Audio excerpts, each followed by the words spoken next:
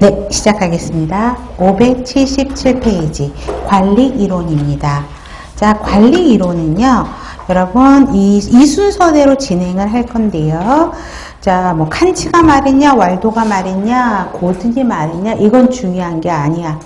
자, 고전적에 우리 과학적 관리론, 행정관리론, 관료제가 있고요. 신고전적에 크게 한번 읽어볼까? 인간관계론, 행동과 의사결정론은 있는데 관리 이론에서 의사결정론은 기획 파트의 의사결정이라는 항목이기 때문에 관리 이론에서는 나오지 않습니다. 그 다음에 현대적 조직 이론은 상황 체계 이론. 그래서 가장 난이도 한 문제는 가장 최근의 이론이 무엇이냐 이렇게 물어보는 문제들이고요. 고전적이냐 신고전적이냐 현대적 조직이냐 이거는 꼭 구별을 하셔야 됩니다. 그 다음에 관점은 구조적인 건 뭐냐면 이거는 과학적 관리론하고 그 다음에 행정관리론, 관료제 요것만 외우세요. 그래서 조직의 사람을 중요시하게 생각하지 않았고 조직의 시스템을 바꾸는 거가 구조론적 관점이에요. 그 다음에 인간은 이제 인간론적은 왜 사람을 무시하느냐, 사람을 대우해라 하는 게 인간관계론인 거고요. 그 다음에 통합론적은 구조도 중요하고 사람도 중요하다는 것이에요. 그래서 현대적 이론이 상황이론, 체계이론으로 연결하시면 됩니다. 자, 먼저 과학적 관리론인데 테일러라는 학자가 한 거예요. 테일러가 시험에 나오지는 않을 거예요. 그렇지만 테일러가 과학적 관리론을 했다는 건 이해를 해야 되는데, 자, 과학적인 원칙을 적용합니다. 두 번째 별표, 시간 연구, 동작 연구를 하게 됩니다. 여러분, 생활의 달인이라는 프로그램들을 가끔씩 한 번은 보셨을 거예요. 그러면 어떻게 하지? 공장에서 일하는 작업자들을 비디오 카메라로 찍으면서 이 두 사람이 손을 어떻게 하고 어떻게 해서 다른 사람보다 속도 아웃풋이 훨씬 많다. 이게 생활의 달인이잖아요. 그렇기 때문에 이 역시도 테일러도요. 시간 동작을 연구하기 시작합니다. 그래서 이 테일러도 초시계를 가지고 공장에서 일하는 사람을 다 초시계로 분석해갖고 하게 됩니다. 그래서 자, 기본 원칙은 머스트로 갑니다. 꼭 외우셔야 돼요. 과학적 분석에 의한 설계와 적절한 보상제도, 성과급제, 인센티브제 별표하세요. 공장에서 일하는데 똑같이 1시간 동안 50개 만들어 놓은 사람한테 나는 똑같이 월급 주지 않겠다. 그죠? 100개를 만들어내면 너 월급 더 많이 주겠다라고 테일러가 이야기를 하겠습니다. 그래서 성과급제를 이야기를 했고요. 근로자들 과학적인 방법으로 뽑아서 훈련시켰고 적절한 과업에 배치를 했고요. 그 다음에 공장 조직을 철저한 기능 조직으로 전환시켜서 분업을 했다라는 것입니다.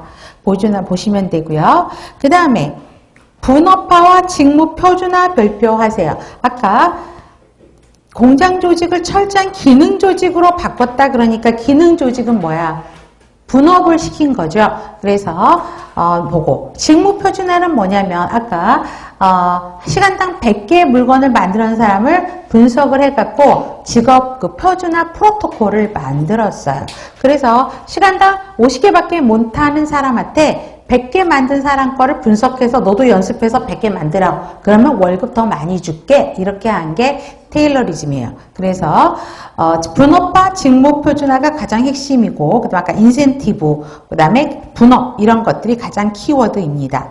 자, 경험적 실무를 과학적 실무로 바꿨어요. 한계점은 너무나 사람을 무시했어요. 기계인, 경제인으로 이야기를 했다라는 거, 목적을 달성하기 위한 수단으로 사람을 생각했고, 그 다음에 이걸 하는 게 근로자들이 이렇게 해주세요가 아니라 공장주 사장이 이렇게 해! 라고 했단 말이에요. 그렇기 때문에 일방적인 명령과 통제에 의한 관리인 거고요.